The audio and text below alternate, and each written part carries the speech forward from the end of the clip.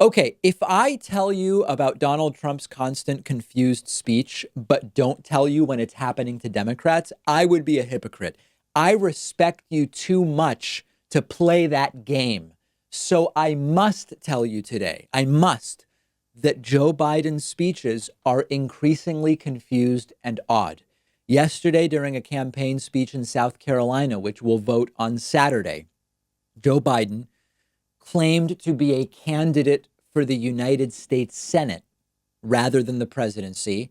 And he also referred to voting for the other Biden if you don't like what you see, which maybe was a joke or not. I mean, I genuinely can't tell when I look at this clip. I'm worried about Joe Biden just like I'm worried about Donald Trump. I'm not playing political games with this. When I see something, I say something. So let's look at the clips, which are truly odd. This is from South Carolina yesterday. And you're the ones that sent Barack Obama the presidency. And I have a simple proposition here. I'm here to ask you for your help. Where I come from, you don't get far unless you ask. My name's Joe Biden. I'm a Democratic candidate for the United States Senate. Look me over. If you like what you see, help out. If not, vote for the other Biden. Give me a look, though, okay? That's all I've really got to say to you. I'm about. This is so strange that it's actually hard to understand exactly what Joe Biden is saying here. But he says, I'm Joe Biden running for U.S. Senate. If you like what you see, help out. If not, vote for the other Biden. That's what I'm hearing. Let's look at it one more time. And you're the ones that sent Barack Obama the presidency. And I have a simple proposition here. I'm here to ask you for your help. Where I come from, you don't get far unless you ask. My name's Joe Biden. I'm a Democratic candidate for the United States Senate.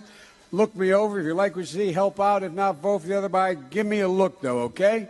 That's all I've really got to say to you. I'm about. I just don't know. I mean, what do you make of this? I get lots of emails when this stuff happens saying this is just sad and Joe Biden shouldn't have run. I get some emails from people who say this is clearly stress related, not cognitive decline. I don't know how you could really know one way or the other at this point, just from these videos. A couple of people wrote to me about this and said, David, this is Joe Biden's stutter. Now, I don't know about that. Stuttering is nothing to make fun of.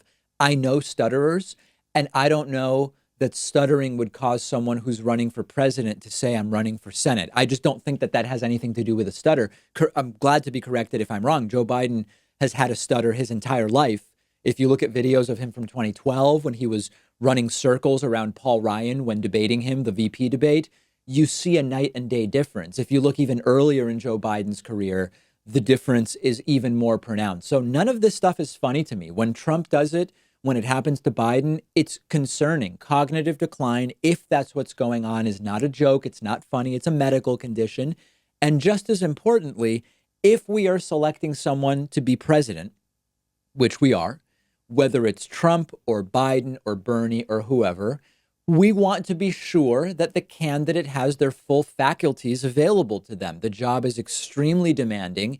It's physically demanding. It's emotionally stressful every single day. I mean, okay, I guess if you're Trump and you just tweet and watch Fox News, maybe it's not every day important decisions are riding on what you do. Trump opting out of that on a lot of days. But in principle, every single day, a lot is riding on the cognitive abilities of the president of the United States. So I don't know what's going on. It's weird. We have more and more clips of this, just like we have more and more clips of Donald Trump behaving oddly. And I want to hear from you what you think. While we're talking about South Carolina, I will mention tonight there's a debate in South Carolina. We'll be covering it live.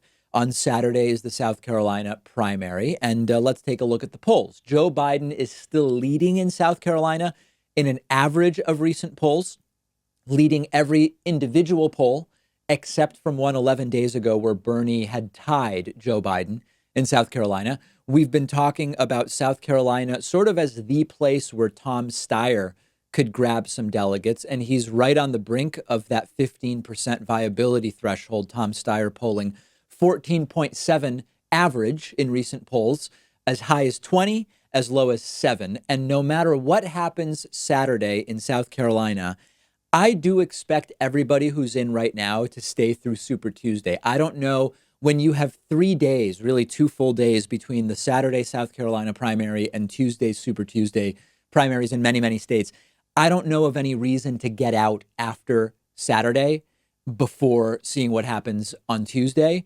But I would not be totally shocked if you see some exits after Tuesday, depending on the results. Tom Steyer, if he ends up with no delegates in South Carolina nor in any other state, I assume Steyer will be out by midnight on Tuesday night. Toolsy, I mean, listen, Toolsy should have been out a while ago. She doesn't have a path to a single delegate. Maybe if, again, she ends up with 0 delegates after Super Tuesday, maybe Toolsy will get out. Amy Klobuchar, if she does really poorly on Tuesday, maybe she would look at getting out, although she was putting a lot of energy into California, and maybe it's conceivable she could pull something out there. So join me tonight for the last debate before the South Carolina primary. And is it actually, it might be the last debate before Super Tuesday, unless they're squeezing in one more on Sunday or Monday. We will be live at 7:15 p.m. Eastern Time on YouTube, Twitch, and Facebook, then Twitch alone for the entire debate.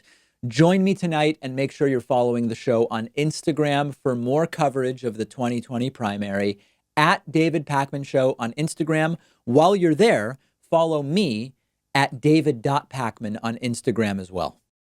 One of our sponsors is privacy.com. They're giving you $5 when you sign up for their completely free service at privacy.com/Pakman. I've been using Privacy for a little over a year now. You've heard me talk about it before. It's a lifesaver, and here's how it works. Takes just a couple of minutes to set up. Anytime you buy something online or on the phone, instead of actually using your real credit card number, the Privacy app and the browser plugin let you give each company a randomized virtual credit card number that you create out of thin air. It'll even autofill the card number with one click. And the payment is taken out of your checking account without the merchant ever knowing your real information. So this allows you to keep your banking information secure, but also to take control of your finances. You can create up to 12 of these virtual credit cards a month. You can set spending limits. You can freeze them. You can delete them anytime you want. So when you do this, it means you're not going to be charged when you don't want to be, because you can destroy the virtual card number right after using it, which, for instance, I love using free trials because I know I won't be charged when the trial is over if I use a virtual credit card number. You're keeping your identity private by not telling companies who you are. You're keeping your bank or credit card info protected against data breaches and identity theft. And it's free. There's no catch whatsoever. But if you want, Privacy also offers a $10 a month plan that gives you 1% cash back and lets you create 36 credit cards a month, and a $25 a month plan tailored more for small businesses where you can create 60 card numbers a month and much more. But definitely go ahead and at least get started with the free plan. You'll protect your financial info. Companies can't charge you unexpectedly. And like I said, you'll get $5 to spend when you sign up at privacy.com/Pakman.